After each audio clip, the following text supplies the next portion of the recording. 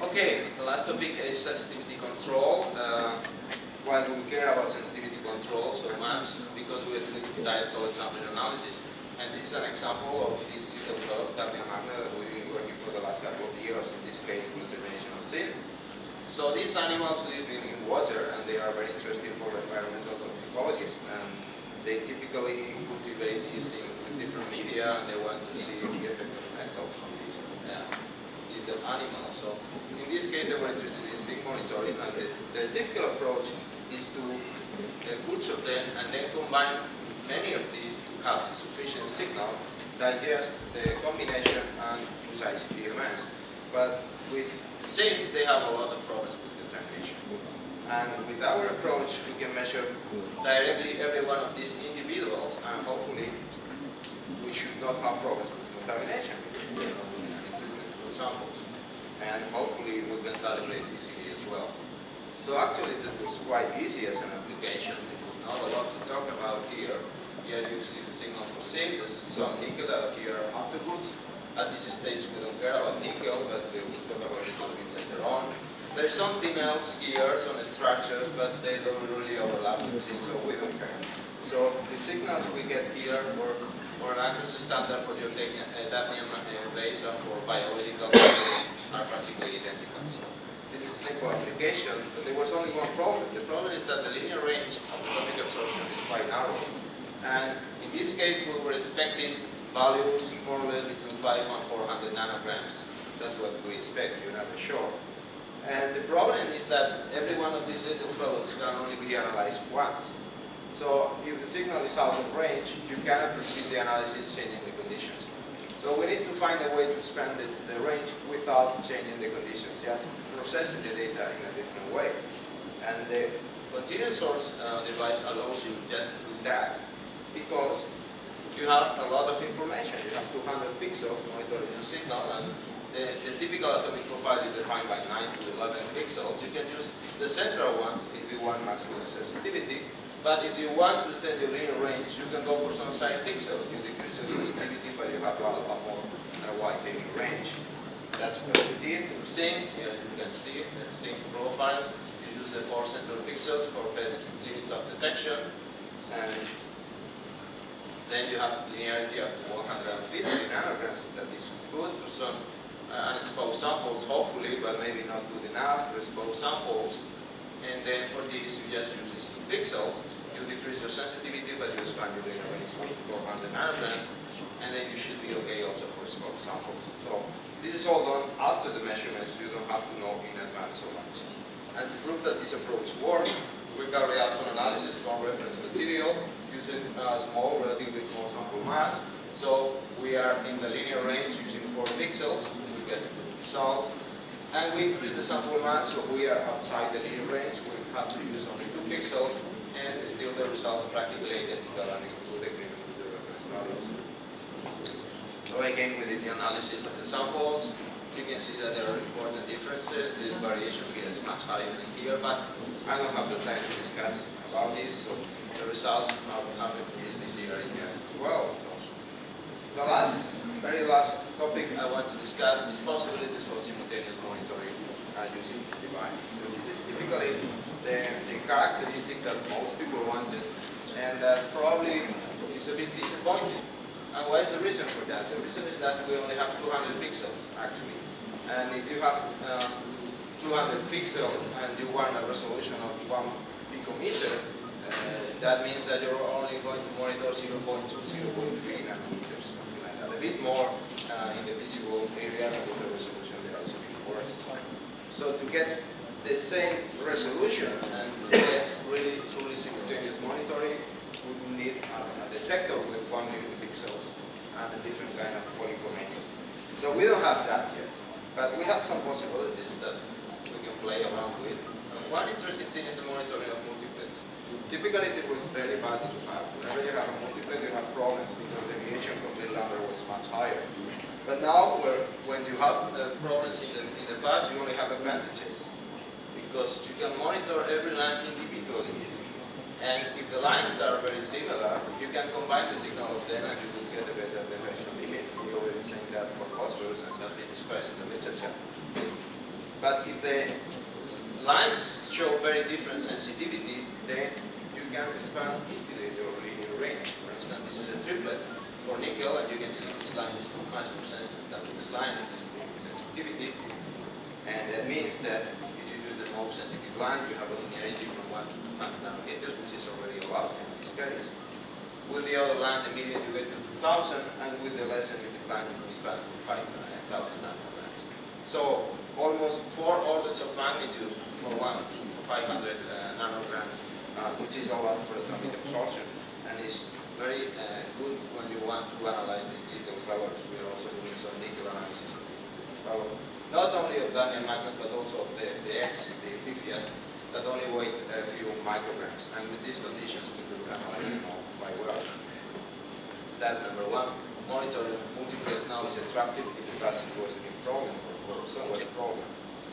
Another possibility we have is to use the internal standard that is so well known for emission and not so well known for atomic absorption, because we can measure different elements at the time.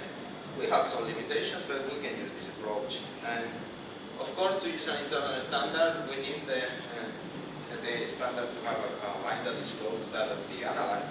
But this is not so difficult to fulfill, because the internal standard is something you select. So you can select something that has a line similar to that of the analyte. And ideally, it should have also similar volatility when you use similar conditions during atomization. And it should not be present in your sample. Okay, see one example of this. We want to determine nickel in some biological matrices, and here you can see calibration at the standard. If you measure urine or you measure blood, you have some matrix effects, like the lines are exactly the same. You can easily correct for this using an external standard. For instance, using cobalt. This nickel line, you have a cobalt line very close, you can use it as an external standard. Nickel and cobalt are like twin brothers, are actually like the same element. Chemically and also isotopically almost. So you can see here the atomization is practically identical, and then using cobalt as internal standard, you can correct for all the matrix effects. But not only you correct for the matrix effects, but you correct your position when you're doing these two samples, such as black. Perhaps there's a problem when pivoting these samples, and that leads to high imprecision. But this is easily corrected for using the internal standard, and these values below 2%, which is very hard to imagine with the internal atomization before. So that's another thing we can do now, that's the use of internal standard to improve precision to the matrix effects. And the last thing is multi-element determination, doing multi-element determination. And this is, as I said, very limited. It has been explored in the literature in a number of applications, but it's quite limited with carbon device. Because the conditions that we should be involving, we need 2 lines. We really want to simultaneous monitoring. We need 2 lines with similar wavelengths, very similar ones. We need the lines to be suitable for the analyte content. So the sensitivity of these 2 lines should be suitable for the analyte content. This is very hard to meet, this criteria. Only in a few cases you want to meet this criteria. And ideally, the analyte should show similar volatility to be atomized together. Otherwise, we have to use compromised conditions for atomization. Okay, one case in which we can do this is the Daniel magnet. We want to put cadmium and nickel together, and we can do it because there is very close to the main line for cadmium. You have a line for nickel that is less sensitive, but the content of nickel in Daniel magnet is higher. So you can use this line. You can measure both of them. The conditions have to be compromised because cadmium is a lot more volatile than nickel. You can see here that it was sensitivity if you want to atomize nickel properly. But that's what we did. We used this temperature, 2300. And then you can see the signal here. The signals are well defined. You don't have any background. So hopefully you can get results from cadmium and nickel. This works. But when the elements are not similar, when the elements are dissimilar, I think we're putting too much into getting simultaneous information.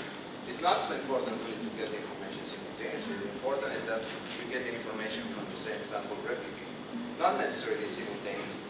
And if you forget about simultaneous, and then you can forget about all these criteria, because you can selectively atomize the elements that are dissimilar and monitor them at different times. But using the best conditions for every element, using the best line for every element using the best flow conditions, whatever you need. So an example of this, using the same data magnet. So we atomize first cadmium, we run first the drying and the pyrolysis, and then we go for cadmium using the most sensitive line for cadmium with our signal.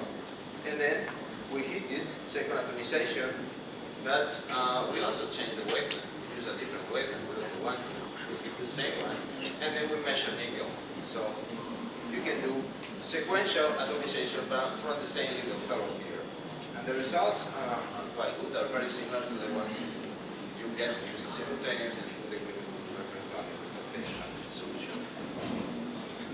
For a reference material, but for the dactyl magnet, you cannot analyze it and dissolve it later on, unfortunately.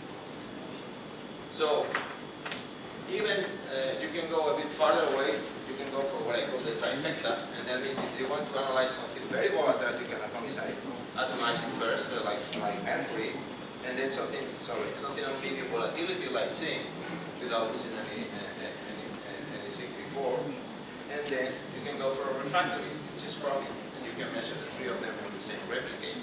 And you can also see some manganese signal here, because manganese has a line very close to that of chromium.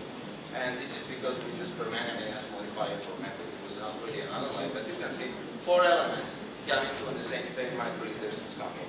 It's not simultaneous, but it's from the same line. It's really the most important thing.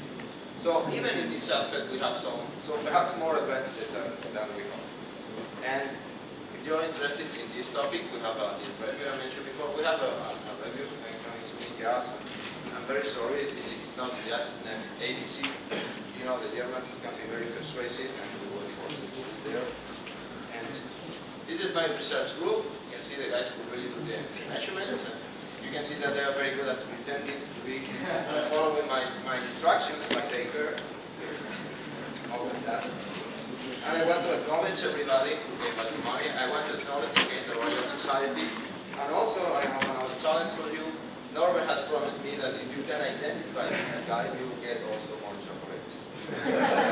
What Norbert did you know who this guy is?